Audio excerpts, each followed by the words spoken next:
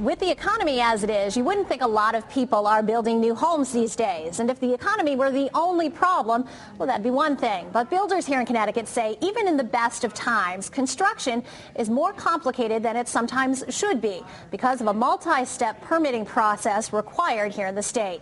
Here now to tell us about the holdup. You've probably been in a home built by his company. George LaCava is here to talk construction and permit problems. He's also the president of the Home Builders Association of Connecticut. Thanks, George, for coming. Lori, thanks for having me. First of all, tell us a little bit about your business. It's a family business, right? Yeah, actually, I'm a third-generation builder. My grandfather, believe it or not, started building apartment buildings in Garden Street in Hartford right before World War I. Wow. And then my father, my uncles were in business for many years, and now I'm in business with two of my brothers. So third-generation builder. And is this, tell me how the permitting process has made things complicated over those decades. Well, you know, the more regulations we have, the more steps we have to go through. We did a kind of a study of our members, and we tried to kind of put down what we thought were the steps that were involved in getting a subdivision or a housing development approved. Mm-hmm. And there's probably over 50 steps or 50 approval processes you could possibly need. And then some go concurrently, some have to wait for another one. So it really delays the process. I've been to, planning and zoning committee meetings. So it's like planning and zoning, wetlands, all that? You have planning and zoning, you have wetlands. Sometimes you have to go before the conservation committee.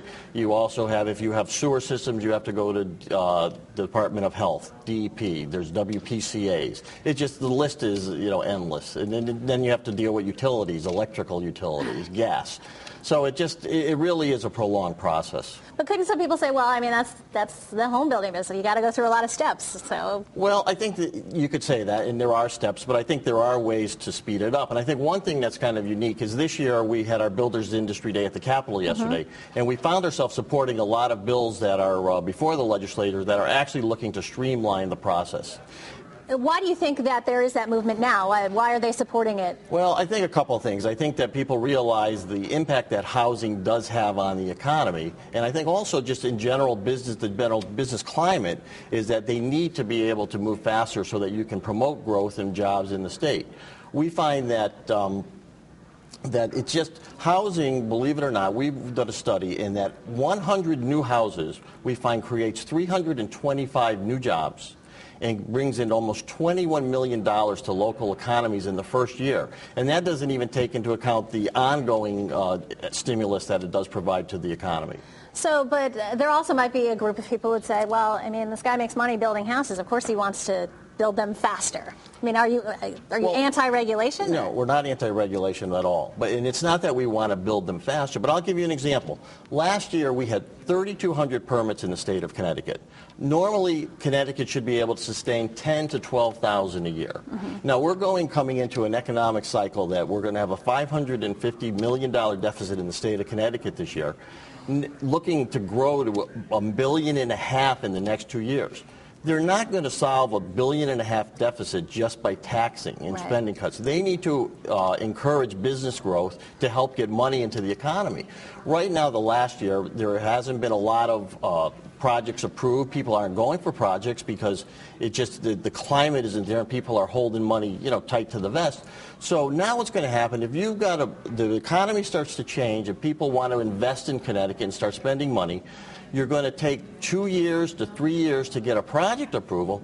That's just going to slow our economic recovery here in the state. You seem to be getting at least a lot of talking about it from politicians. We just heard Oz Griebel talking about it. That must be helping your cause, right? We hope so. I mean, we think that everybody has to realize that all businesses, we really have to work together in order to come out of this because it's not industry specific now. We can't just kind of say, we need to help our industry. We need to help all industry because the problem is just too large. I mean, because it is really a theme that I've been hearing not only from the building industry and the home building industry, but from a lot of different business segments saying Connecticut really needs to step in, change regulations, reform the way that we do business.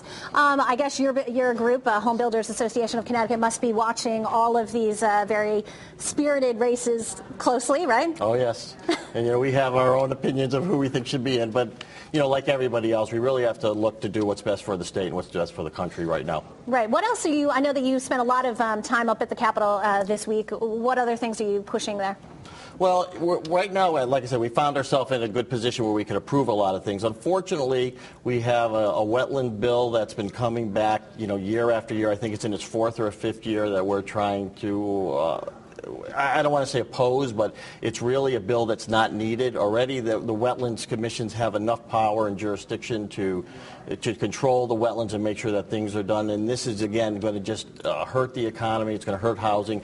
But the other problem it does, it hurts workforce housing, affordable housing. Because the more regulations and the more restrictions we have on land use, the more it hurts the cost. It raises the cost of building a home. Which means that are you saying developers won't invest in that kind of thing? Okay. Well, it's just that you have a population now that can't afford the homes that you have to build. Now, tell us what's your opinion of has the housing market reached its bottom, or? If I knew that, I think I'd be standing over there, but. Right now, unfortunately, this year is starting off similar to last year. We're up about 14% in permits for the first 2 months, but February was a drop over last February. So I think that, it's still very fragile. The housing market is still very fragile. New construction, I think it's going to take a while, and hopefully we'll see what happens, but it can't get much slower. Well, and you all have been in business for decades. I'm sure you'll weather the storm, I would imagine. We try our best. That's right. Thanks a lot. George LaCava. Don't forget, if you missed something here on The Real Story, you can now watch it online by going to fox61.com. You can also catch us on YouTube, and we now have a Real Story Facebook page. We encourage you to join us. Facebook friend us. Thanks for watching this week's edition of The Real Story.